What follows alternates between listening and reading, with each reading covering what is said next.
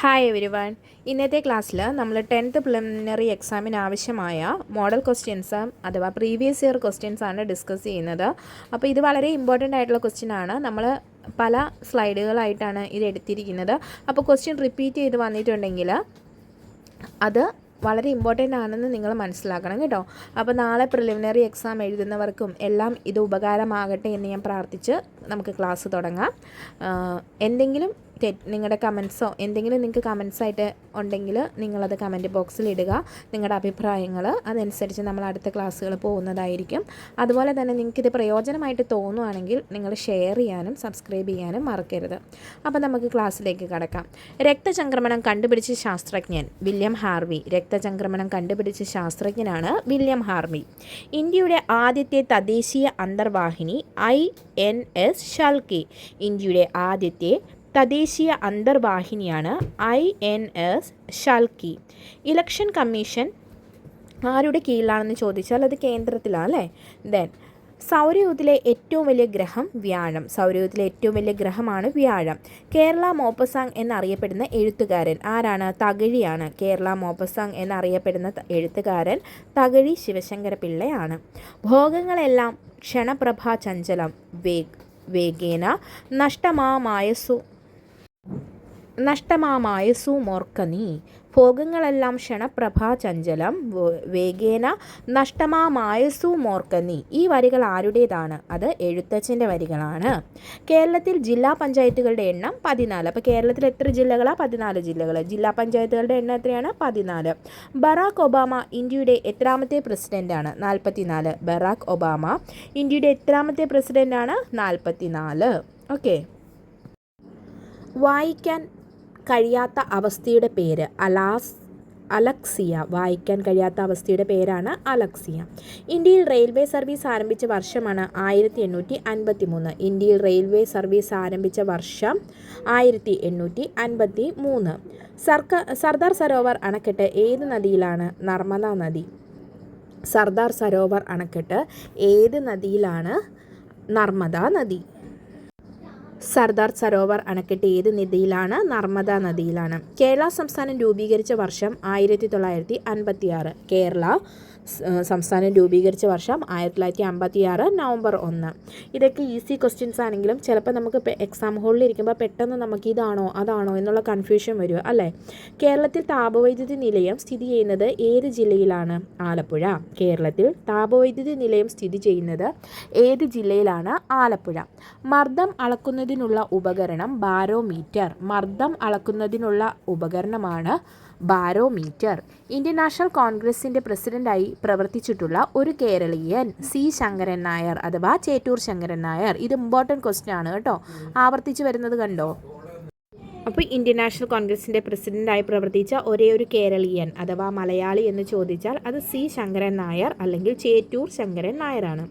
ഛത്തീസ്ഗഡ് സംസ്ഥാനത്തിൻ്റെ തലസ്ഥാനം റായ്പൂർ. ഛത്തീസ്ഗഡ് സംസ്ഥാനത്തിൻ്റെ തലസ്ഥാനമാണ് റായ്പൂർ. ഇന്ത്യയുടെ വിദ്യാഭ്യാസത്തിന് വേണ്ടിയുള്ള ആദ്യ ഉപഗ്രഹമായ എഡ്യൂസാറ്റ് വിക്ഷേപിച്ചത് എന്ന്? 2004 സെപ്റ്റംബർ 20. ഇന്ത്യയുടെ വിദ്യാഭ്യാസത്തിന് വേണ്ടിയുള്ള ആദ്യ ഉപഗ്രഹമായ എഡ്യൂസാറ്റ് വിക്ഷേപിച്ചത് 2004 സെപ്റ്റംബർ 20.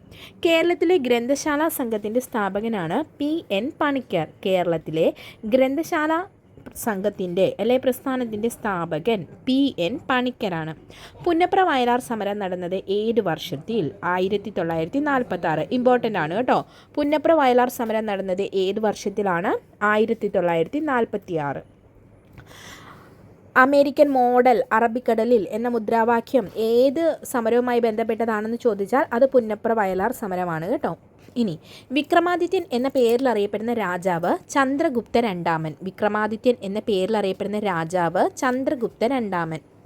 സൈനിക സഹായ വ്യവസ്ഥ നടപ്പിൽ വരുത്തിയ ബ്രിട്ടീഷ് ഭരണാധികാരി ജനറൽ വെല്ലസ്ലി. സൈനിക സഹായ വ്യവസ്ഥ നടപ്പിൽ വരുത്തിയ ബ്രിട്ടീഷ് ഭരണാധികാരിയാണ് ജനറൽ വെല്ലസ്ലി പ്രഭു. വെല്ലസ്ലി പ്രഭു എന്നായിരിക്കും നമുക്ക് ക്വസ്റ്റ്യൻ പേപ്പറിൽ തരുന്നത്. ഒരു നിയോൺ വേപ്പർ ലാമ്പ് പുറത്തുവിടുന്ന പ്രകാശത്തിൻ്റെ നിറമാണ് ഓറഞ്ച്. ഒരു നിയോൺ വേപ്പർ ലാമ്പ് പുറത്തുവിടുന്ന പ്രകാശത്തിൻ്റെ നിറം ഓറഞ്ച്. അസ്ഥിയിലെ പ്രധാന ലവണമാണ് കാൽസ്യം ഫോസ്ഫേറ്റ്. അസ്ഥിയിലെ പ്രധാന ലവണമാണ് കാൽസ്യം ഫോസ്ഫേറ്റ്. ഇന്ത്യൻ സിനിമയുടെ പിതാവ് എന്നറിയപ്പെടുന്നത് ആര്? ദാദാ സാഹിബ് ഫാൽക്കെ. ദാദാ സാഹിബ് ഫാൽക്കെ അവാർഡ് നമ്മൾ കൊടുക്കും അല്ലേ?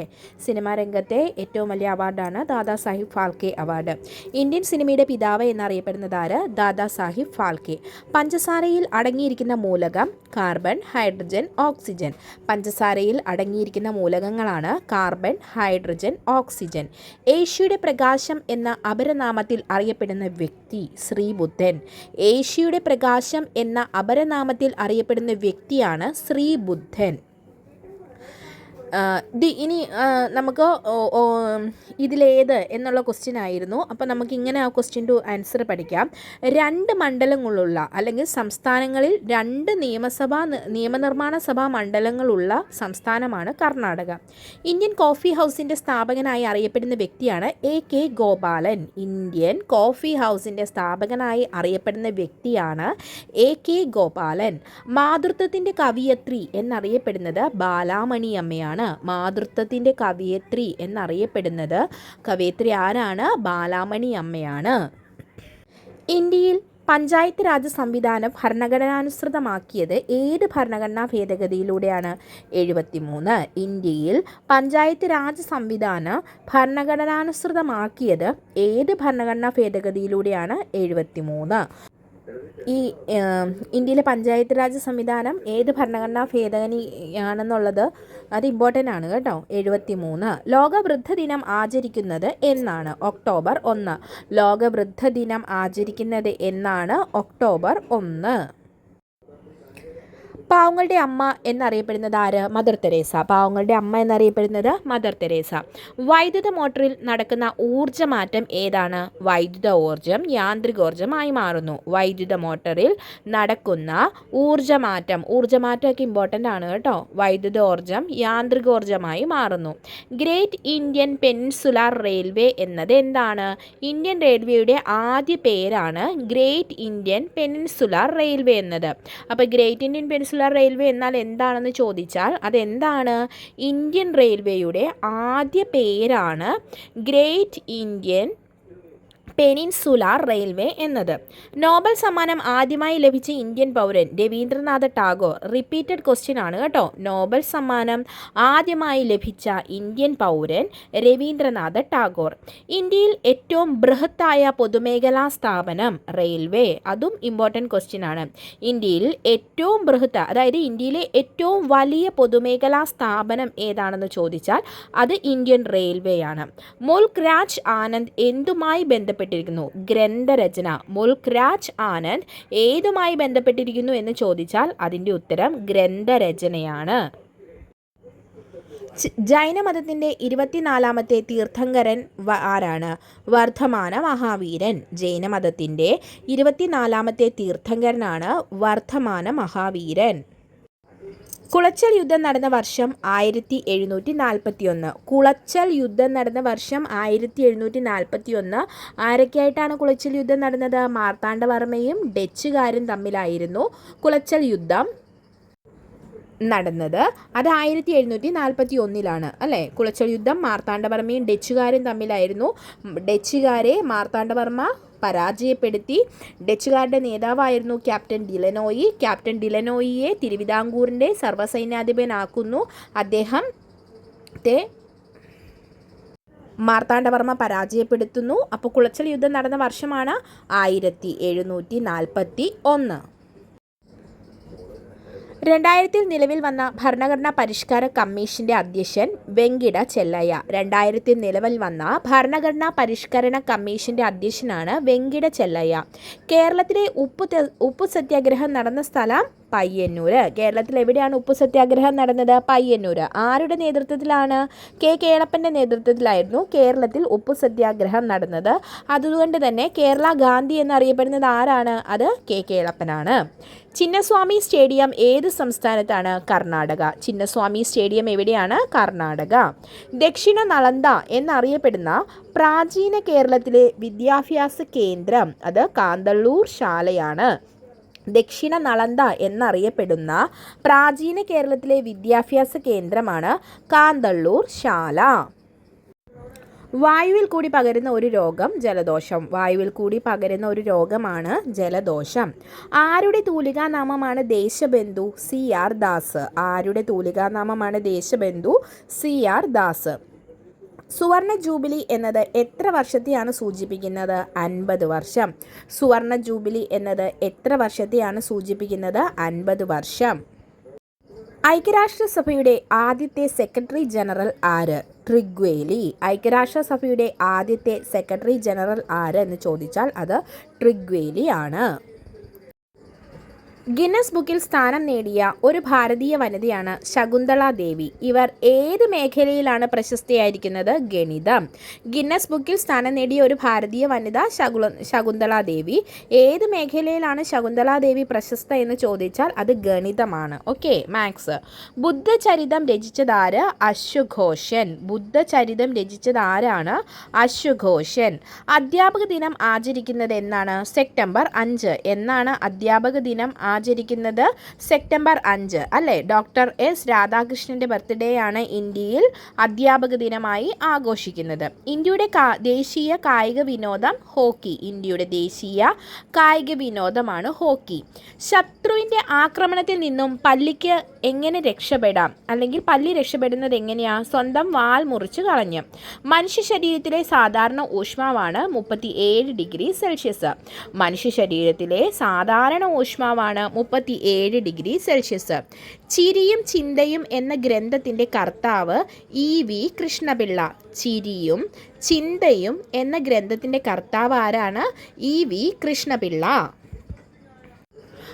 മുല്ലപ്പെരിയാർ അണക്കെട്ടിൻ്റെ ഉയരം കൂട്ടുന്നതിനെക്കുറിച്ചുള്ള തർക്കം നിലനിൽക്കുന്നത് ഏതൊക്കെ സംസ്ഥാനങ്ങൾ തമ്മിലാണ്? കേരളവും തമിഴ്നാടും. മുല്ലപ്പെരിയാർ അണക്കെട്ടിൻ്റെ ഉയരം കൂട്ടുന്നതിനെക്കുറിച്ചുള്ള തർക്കം നിലനിൽക്കുന്നത് ഏതൊക്കെ സംസ്ഥാനങ്ങൾ തമ്മിലാണ്? കേരളം, തമിഴ്നാട്. ലോകത്തിലെ ഏറ്റവും നീളം കൂടിയ നദി ഏത്? നൈല് അല്ലേ? ഇനി കേരളത്തിലെ ആദ്യത്തെ വർത്തമാന പത്രം രാജ്യസമാചാരം. കേരളത്തിലെ ആദ്യത്തെ വർത്തമാന പത്രമാണ് രാജ്യസമാചാരം. കഴുകൻ ദേശീയ ചിഹ്നമായ രാജ്യമാണ് സ്പെയിൻ. കഴുകൻ ദേശീയ ചിഹ്നമായ രാജ്യം ഏതാണ്? അത് സ്പെയിൻ ആണ്. നോബൽ സമ്മാനം നേടിയ ആദ്യത്തെ ഇന്ത്യക്കാരൻ? റിപ്പീറ്റഡ് ക്വസ്റ്റ്യൻ അല്ലേ? രവീന്ദ്രനാഥ ടാഗോർ. ആദ്യമായി ഒളിമ്പിക്സ് മെഡൽ നേടിയ ഇന്ത്യൻ വനിതാ കായിക താരം കർണം മല്ലേശ്വരി. ആദ്യമായി ഒളിമ്പിക്സ് മെഡൽ നേടിയ ഇന്ത്യൻ വനിതാ കായിക താരമാണ് കർണം മല്ലേശ്വരി. ബ്രിട്ടീഷ് ഗവൺമെൻറ്റിൻ്റെ ഔദ്യോഗിക റിപ്പോർട്ടുകളെ എന്ത് വിളിക്കുന്നു? Blue books. ബ്രിട്ടീഷ് ഗവൺമെൻറ്റിൻ്റെ ഔദ്യോഗിക റിപ്പോർട്ടുകളെ എന്തു വിളിക്കുന്നു? Blue books. വെള്ളത്തിൽ കൂടി പകരുന്ന രോഗം ടൈഫോയിഡ്. വെള്ളത്തിൽ കൂടി പകരുന്ന രോഗമാണ് ടൈഫോയിഡ്. തമിഴ്നാട്ടിലൂടെ മാത്രം എത്തിച്ചേരാൻ കഴിയുന്ന കേരളത്തിലെ വന്യജീവി സങ്കേതം പറമ്പിക്കുളം. തമിഴ്നാട്ടിലൂടെ മാത്രം എത്തിച്ചേരാൻ ഈ വന്യജീവി സങ്കേതത്തിലേക്ക് നമുക്ക് തമിഴ്നാട്ടിലൂടെയേ പ്രവേശിക്കാൻ സാധിക്കൂ. പക്ഷേ ഇത് എവിടെയാണ്? കേരളത്തിലാണ്. ഏതാണ്? പറമ്പിക്കുളം വന്യജീവി സങ്കേതം. കേരളത്തിൽ ന്യൂസ് പ്രിൻറ്റ് ഫാക്ടറി സ്ഥിതി ചെയ്യുന്നത് എവിടെയാണ്? വെള്ളൂർ. കേരളത്തിൽ ന്യൂസ് പ്രിൻറ്റ് ഫാക്ടറി സ്ഥിതി ചെയ്യുന്നത് എവിടെയാണ്? വെള്ളൂർ. ഞാനൊരു കുറ്റവാളിയല്ല, പക്ഷേ ഒരു ദേശസ്നേഹിയാണ്. ഇത് പറഞ്ഞ മഹാൻ ആര്? ഭഗത് സിംഗ്. ഞാനൊരു കുറ്റവാളിയല്ല, പക്ഷേ ഒരു ദേശസ്നേഹിയാണ്. ഇത് പറഞ്ഞ മഹാൻ ആര്? ഭഗത് സിംഗ്. ഇന്ത്യയിൽ ഏറ്റവും കൂടുതൽ നെല്ലുൽപാദിപ്പിക്കുന്ന ജില്ല ഏത്? പാലക്കാട്. ഇന്ത്യയിൽ ഏറ്റവും കൂടുതൽ നെല്ലുൽപാദിപ്പിക്കുന്ന ജില്ല പാലക്കാട്. കുണ്ട്ര വിളംബരം പുറപ്പെടുവിച്ചതാര്? വേലുത്തമ്പി ദളവ അല്ലേ? തിരുവിതാംകൂർ ദിവാനായിരുന്ന വേലുത്തമ്പി ദളവയാണ് കുണ്ട്ര വിളംബരം പുറപ്പെടുവിച്ചത്. 1809. ആർക്കെതിരെയാണ്? ബ്രിട്ടീഷുകാർക്കെതിരെയാണ് വേലുത്തമ്പി ദളവ കുണ്ട്ര വിളംബരം പുറപ്പെടുവിച്ചത്. മനുഷ്യ ശരീരത്തിൻ്റെ സാധാരണ ഊഷ്മാവ് റിപ്പീറ്റ് ചെയ്തു വന്നു അല്ലേ? 37 ഡിഗ്രി സെൽഷ്യസ് ആണ്. ഒരു ആറ്റത്തിൻ്റെ ഭാഗമല്ലാത്തത് ഏതാണെന്ന് ചോദിച്ചാൽ അത് അയോൺ ആണ് കേട്ടോ. ആറ്റത്തിൻ്റെ ഭാഗമല്ലാത്തത് ഏതാണ്? അത് അയോൺ ആണ്. 1947 ഓഗസ്റ്റ് 15 ഡൽഹിയിൽ ഇന്ത്യയുടെ സ്വാതന്ത്ര്യദിനം കേമമായി ആഘോഷിച്ചുകൊണ്ടിരുന്നപ്പോൾ രാഷ്ട്രപിതാവായ ഗാന്ധിജി എവിടെ നിന്ന് പ്രവർത്തിക്കുകയായിരുന്നു? നവഖാലിയാണ് അതിൻ്റെ ഉത്തരം. അപ്പോൾ നമ്മൾ ഇന്ത്യക്ക് 1947 ഓഗസ്റ്റ് 15 നമ്മൾ സ്വാതന്ത്ര്യം കിട്ടി, സ്വാതന്ത്ര്യദിനം ആഘോഷിച്ചു. പക്ഷെ എന്താണ് അപ്പോൾ ഗാന്ധിജി എവിടെയായിരുന്നു എന്ന് ചോദിച്ചാൽ അതിൻ്റെ ഉത്തരം നവഖാലിയിലായിരുന്നു. എന്തായിരുന്നു അവിടെ വർഗീയ കലാപം നടക്കുകയായിരുന്നു. അപ്പം അതിൽ ഗാന്ധിജി എന്ത് ചെയ്തു? അപ്പോൾ ഗാന്ധിജി അവിടെ എത്തി ആ പ്രശ്നങ്ങൾ പരിഹരിക്കുന്നതിന് വേണ്ടിയുള്ള ശ്രമത്തിലായിരുന്നു അദ്ദേഹം. അപ്പോൾ 1947 മാത്രം എത്തിച്ചേരാൻ കഴിയുന്ന കേരളത്തിലെ ഗാന്ധിജി എവിടെയായിരുന്നു എന്ന് ചോദിച്ചാൽ അതിന്റെ ഉത്തരം നവഖാലിയാണ്. ലഭിച്ചതാർക്ക്? ഡോക്ടർ അയ്യപ്പ പണിക്കർ. ഇറാഖിന്റെ പഴയ പേര് മെസപ്പൊട്ടേമിയ എന്നാണ് ഇറാഖിന്റെ പഴയ പേര് അല്ലേ. LP UP ഒക്കെ ചോദിക്കും. ഇറാഖിന്റെ പഴയ പേര് മെസപ്പൊട്ടേമിയ. ജപ്പാന്റെ പാർലമെന്റിന്റെ പേരെന്താണ്? ഡയറ്റ് എന്നാണ്. ജപ്പാന്റെ പാർലമെന്റിന്റെ പേരെന്താണ്? ഡയറ്റ്. എലിസ ടെസ്റ്റ് നടത്തുന്നത് ഏത് രോഗം അറിയുന്നതിനാണ്? എയ്ഡ്സ് രോഗബാധ. എലിസ ടെസ്റ്റ് ഏത് രോഗബാധ അറിയുന്നതിനാണ്? എയ്ഡ്സ് രോഗബാധ. കേരളത്തിലെ ഔദ്യോഗിക പുഷ്പമാണ് കണിക്കൊന്ന. ഗുജറാത്തിൽ അടുത്തുണ്ടായ വർഗീയ കലാപങ്ങളുടെ ആരംഭത്തിൽ സബർമതി എക്സ്പ്രസിന്റെ ബോഗികൾ കത്തിച്ച് കൂട്ടക്കൊല നടത്തിയത് ഏത് സ്ഥലത്ത് വെച്ചായിരുന്നു എന്ന് ചോദിച്ചാൽ അത് ഗ്രോധ എന്ന സ്ഥലത്ത് വെച്ചാണ്. ഭാഷാടിസ്ഥാനത്തിൽ ഇന്ത്യയിൽ സംസ്ഥാന പുനഃസംഘടന നിലവിൽ വന്നത് എന്നാണ്? 1956 നവംബർ 1 അല്ലേ. ഭാഷാടിസ്ഥാനത്തിൽ അപ്പോൾ സംസ്ഥാന പുനഃസംഘടനാ കമ്മീഷൻ നിലവിൽ വന്നു എന്ന് നമ്മൾ SCERT പഠിച്ചു. അപ്പോൾ അതുപോലെ തന്നെ ആരായിരുന്നു? ഫസൽ അലി ആയിരുന്നു സംസ്ഥാന പുനഃസംഘടനാ കമ്മീഷൻ്റെ അധ്യക്ഷൻ എന്നൊക്കെ നമ്മൾ പഠിച്ചായിരുന്നു അല്ലേ. SCERT കണ്ടോ, ഇമ്പോർട്ടൻ്റ്. അതിൽ നിന്ന് ചോദ്യം ചോദിച്ചിരിക്കുന്നത് കണ്ടോ. സംസ്ഥാന ഗവർണർ ആയി നിയമിക്കപ്പെട്ട ഏക കേരളീയ വനിത ഫാത്തിമ ബീവി. സംസ്ഥാന ഗവർണറായി നിയമിക്കപ്പെട്ട ഏക കേരളീയ വനിതയാണ് ഫാത്തിമ ബീവി. കേരള പിറവി ദിനം എന്താണ്? അത് ടൈപ്പ് ചെയ്തപ്പോൾ മാറിപ്പോയതാണ് കേട്ടോ. നവംബർ 1. കേരള പിറവി ദിനം എന്നാണ്? നവംബർ 1 അതൊക്കെ നമുക്ക് അറിയാം അല്ലേ, കൺഫ്യൂഷൻ വരരുത്. സുന്ദർലാൽ ബഹുഗുണ രൂപം കൊടുത്ത പ്രസ്ഥാനം ചിപ്കോ പ്രസ്ഥാനം. സുന്ദർലാൽ ബഹുഗുണ രൂപം കൊടുത്ത പ്രസ്ഥാനമാണ് ചിപ്കോ. കേരള പിറവി സമയത്ത് കേരളത്തിലെ ഗവർണർ ആരായിരുന്നു? PS റാവു ആയിരുന്നു. കേരള പിറവി സമയത്ത് കേരളത്തിലെ ഗവർണർ ആരായിരുന്നു? PS റാവു. ബാക്ടീരിയ മൂലമുണ്ടാകുന്ന രോഗമാണ് ക്ഷയം, ഡിഫ്തീരിയ. ബാക്ടീരിയ മൂലമുണ്ടാകുന്ന രോഗമാണ് ക്ഷയം, ഡിഫ്തീരിയ. സർവോദയ പ്രസ്ഥാനം ആരംഭിച്ചത് ആരാണ്? ജയപ്രകാശ് നാരായണൻ അല്ലേ. ക്വിറ്റ് ഇന്ത്യ സമര നായകൻ എന്നാണ് അറിയപ്പെടുന്നത്. ആര്? ജയപ്രകാശ് നാരായണൻ. അപ്പോൾ സർവോദയ പ്രസ്ഥാനം ആരംഭിച്ചത് ആരാണ്? അത് ജയപ്രകാശ് നാരായണനാണ് അല്ലേ. നമുക്കറിയാലോ ഉപ്പു സത്യാഗ്രഹത്തിൻ്റെ സമയത്തൊക്കെ ഗാന്ധിജി ഒളിവിൽ പോയപ്പോഴും അതുപോലെ ഗാന്ധിജീനെ അറസ്റ്റ് ചെയ്തപ്പോഴും ഒളിവിലിരുന്ന പ്രവർത്തനങ്ങൾ നടത്തിയ ആളാണ് ആര്? ജയപ്രകാശ് നാരായണൻ.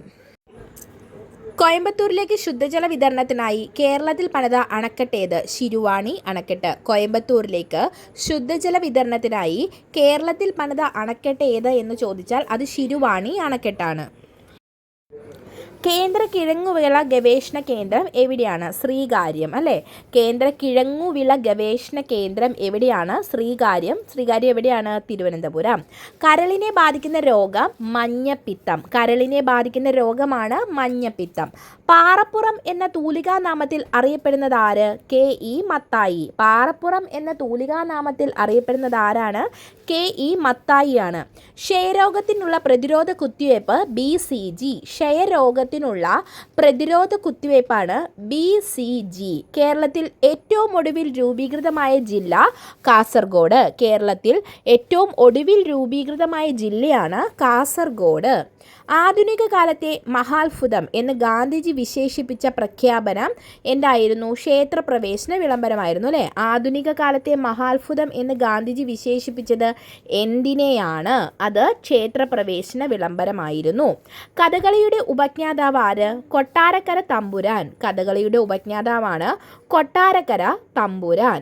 ബൾബുകളിൽ നിറച്ചിരിക്കുന്ന വാതകം ഏത്? ആർഗൺ. ബൾബുകളിൽ നിറച്ചിരിക്കുന്ന വാതകം ഏത്? ആർഗണാണ് ബൾബുകളിൽ നിറച്ചിരിക്കുന്ന വാതകം. മഹാപരിനിർവാൺ ദിവസ് ആയി ആചരിക്കുന്നത് എന്ന്? ഡിസംബർ 6 അല്ലേ. അംബേദ്കറുടെ ജന്മദിനമാണ് മഹാപരിനിർവാൺ ദിവസ് ആയി ആചരിക്കുന്നത്. കേരള വനിതാ കമ്മീഷൻ്റെ ആദ്യത്തെ അധ്യക്ഷ ആര്? സുഗതകുമാരി ടീച്ചറാണ് കേരള വനിതാ കമ്മീഷൻ്റെ ആദ്യത്തെ അധ്യക്ഷ. ഏറ്റവും പഴക്കമുള്ള വേദം ഏത്? ഋഗ്വേദം. ഇന്ത്യയുടെ സമ്പൂർണ്ണ താരം ഇന്ത്യയുടെ സുവർണ താരം എന്നറിയപ്പെടുന്ന കായിക താരമാണ് PT ഉഷ. ഇന്ത്യയുടെ സുവർണ താരം എന്നറിയപ്പെടുന്നത് ആരാണ്? അത് PT ഉഷയാണ്. മുരളിക്ക് ഏത് ചിത്രത്തിലെ അഭിനയത്തിനാണ് ദേശീയ പുരസ്കാരം ലഭിച്ചത്? നെയ്ത്തുകാരൻ. മുരളിക്ക് ഏത് ചിത്രത്തിലെ അഭിനയത്തിനാണ് ദേശീയ പുരസ്കാരം ലഭിച്ചത്? നെയ്ത്തുകാരൻ. ഏകദിന ക്രിക്കറ്റിൽ ഏറ്റവും കൂടുതൽ സെഞ്ചുറി നേടിയ കളിക്കാരനാണ് സച്ചിൻ ടെണ്ടുൽക്കർ. ഏകദിന ക്രിക്കറ്റിൽ ഏറ്റവും കൂടുതൽ സെഞ്ചുറി നേടിയ കളിക്കാരനാണ് സച്ചിൻ ടെണ്ടുൽക്കർ. സ്വതന്ത്ര ഇന്ത്യയിലെ ആദ്യത്തെ കോൺഗ്രസ് ഇതര പ്രധാനമന്ത്രി ആര്? മൊറാർജി ദേശായി. സ്വതന്ത്ര ഇന്ത്യയിലെ ആദ്യ കോൺഗ്രസ് ഇതര പ്രധാനമന്ത്രി ആരാണെന്ന് ചോദിച്ചാൽ മൊറാർജി ദേശായി ആണ്. ഇന്ത്യയിലെ പൗരന്റെ മൗലികാവകാശത്തിൽ ഉൾപ്പെടാത്തത് സ്വത്തവകാശം. മൗലികാവകാശത്തിൽ നിന്നും എടുത്തു മാറ്റിയതാണ് സ്വത്തവകാശം. ഏത് ഭേദഗതിയിലൂടെയാണ് സ്വത്തവകാശത്തെ മൗലികാവകാശത്തിൽ നിന്നും എടുത്തു കളഞ്ഞതെന്ന് ചോദിച്ചാൽ അത് 44-ാം ഭരണഘടനാ ഭേദഗതിയാണ് കേട്ടോ, സ്വത്തവകാശത്തെ എടുത്ത് മാറ്റിയത്. സബർമതിയിലെ സന്യാസി എന്ന പേരിൽ അറിയപ്പെടുന്നത് ഗാന്ധിജി. സബർമതിയിലെ സന്യാസി എന്ന പേരിൽ അറിയപ്പെടുന്നത് ഗാന്ധിജിയാണ്. ജവഹർലാൽ നെഹ്റു അന്താരാഷ്ട്ര സ്റ്റേഡിയം ഇന്ത്യയിൽ എവിടെയാണ്? എറണാകുളം. പ്രീവിയസ് ഇയർ ക്വസ്റ്റ്യൻ ആണ് കേട്ടോ. ജവഹർലാൽ നെഹ്റു അന്താരാഷ്ട്ര സ്റ്റേഡിയം ഇന്ത്യയിൽ എവിടെയാണെന്ന് ചോദിച്ചാൽ അത് എറണാകുളം, കേരളത്തിലാണ്. അന്താരാഷ്ട്ര വനിതാ ദിനം മാർച്ച് 8. അന്താരാഷ്ട്ര വനിതാ ദിനം മാർച്ച് 8. കന്യാകുമാരിയിലെ വിവേകാനന്ദ സ്മാരകത്തിന് സമീപമുള്ള പ്രതിമ ആരുടേതാണ്? തിരുവള്ളുവർ. കന്യാകുമാരിയിലെ വിവേകാനന്ദ സ്മാരകത്തിന് സമീപമുള്ള പ്രതിമ ആരുടേതാണ്? അത് തിരുവള്ളുവരുടെ പ്രതിമയാണ്. ഇന്ത്യ ഗവൺമെൻറ്റിന് ഏറ്റവും കൂടുതൽ വരുമാനം ലഭിക്കുന്ന നികുതി ഏത്? കോർപ്പറേറ്റ് നികുതി. ഇന്ത്യ ഗവൺമെൻറ്റിന് ഏറ്റവും കൂടുതൽ വരുമാനം ലഭിക്കുന്ന നികുതിയാണ് കോർപ്പറേറ്റ് നികുതി. മയോപ്പിയ ബാധിക്കുന്ന ശരീരഭാഗം ഏതാണ്? കണ്ണ്. മയോപ്പിയ ബാധിക്കുന്ന ശരീരഭാഗം കണ്ണാണ്.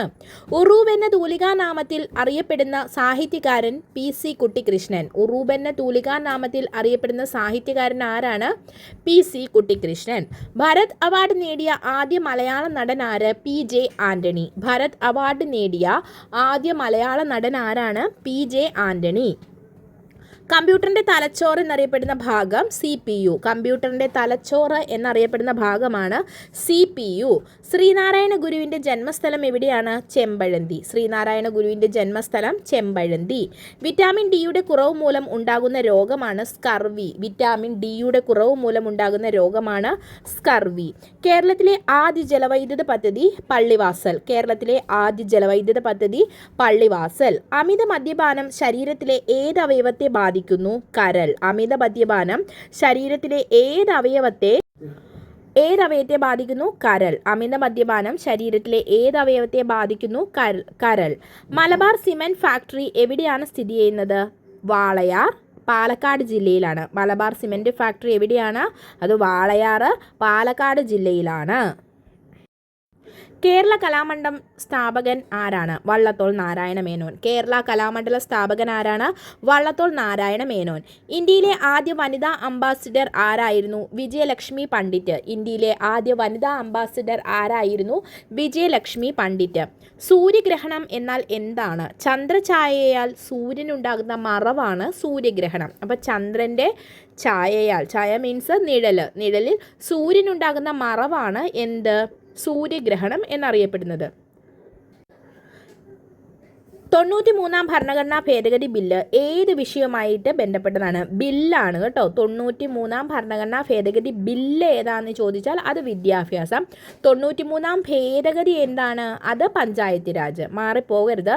93-ാം ഭരണഘടനാ ഭേദഗതി ബില്ല് വിദ്യാഭ്യാസം. 93-ാം ഭരണഘടനാ ഭേദഗതി ഏതാണെന്ന് ചോദിച്ചാൽ അത് പഞ്ചായത്ത് രാജാണ്. സുപ്രീം കോടതിയിൽ ആദ്യമായി നിയമിക്കപ്പെട്ട വനിതാ ജഡ്ജി ആരാണ്? അത് ജസ്റ്റിസ് ഫാത്തിമ ബീവിയാണ്. സുപ്രീം കോടതിയിൽ ആദ്യമായി നിയമിക്കപ്പെട്ട വനിതാ ജഡ്ജി ആരാണ്? ജസ്റ്റിസ് ഫാത്തിമ ബീവി. ദക്ഷിണ ഗംഗ എന്നറിയപ്പെടുന്ന നദി ഏതാണ്? കാവേരി നദി. ദക്ഷിണ ഗംഗ എന്നറിയപ്പെടുന്ന നദിയാണ് കാവേരി. വിയന്ന ഏതു രാജ്യത്തിൻ്റെ തലസ്ഥാനമാണ്? ഓസ്ട്രിയ. വിയന്ന ഏത് രാജ്യത്തിൻ്റെ തലസ്ഥാനമാണ്? ഓസ്ട്രിയ. BR അംബേദ്കർ അന്ത്യവിശ്രമം കൊള്ളുന്ന സ്ഥലം ചൈത്രഭൂമി അല്ലെങ്കിൽ ചൈതന്യഭൂമി എന്നും പറയും കേട്ടോ. BR അംബേദ്കർ അന്ത്യവിശ്രമം കൊള്ളുന്ന സ്ഥലമാണ് ചൈത്രഭൂമി. ഗ്രീനിച്ച് സമയത്തേക്കാൾ എത്ര മണിക്കൂർ മുൻപിലാണ് ഇന്ത്യൻ സ്റ്റാൻഡേർഡ് സമയം? 5.5 മണിക്കൂർ. അപ്പോൾ ഗ്രീനിച്ച് സമയത്തേക്കാളും 5.5 മണിക്കൂർ മുൻപിലാണ് ഇന്ത്യൻ സ്റ്റാൻഡേർഡ് സമയം. മനുഷ്യാവകാശ ദിനമായി ആചരിക്കുന്നത് എന്ന്? ഡിസംബർ 10. എന്നാണ് മനുഷ്യാവകാശ ദിനമായി ആചരിക്കുന്നത്? ഡിസംബർ 10. ഇന്നത്തെ ക്ലാസ്സിൽ നമ്മൾ ഇത്രയും ക്വസ്റ്റ്യൻസാണ് ഡിസ്കസ് ചെയ്യുന്നത്. അപ്പോൾ നിങ്ങൾ ഈ ക്ലാസ്സൊക്കെ കേട്ടിട്ട് വേണം പോകാൻ. നിങ്ങൾക്ക് ഇതിൽ നിന്നും എന്തെങ്കിലുമൊക്കെ ഉപകാരമായിട്ട് വരും. അപ്പോൾ നാളെ പരീക്ഷ എഴുതുന്ന എല്ലാവർക്കും ആശംസകൾ. എല്ലാവർക്കും നല്ല രീതിയിൽ പരീക്ഷ എഴുതാൻ പറ്റട്ടെ എന്ന് പ്രാർത്ഥിക്കുന്നു. നിങ്ങളുടെ ലൈക്കും സപ്പോർട്ടും എല്ലാം വേണം. അടുത്ത സെക്ഷനുമായിട്ട് നമുക്ക് വീണ്ടും വരാം. Thank you all.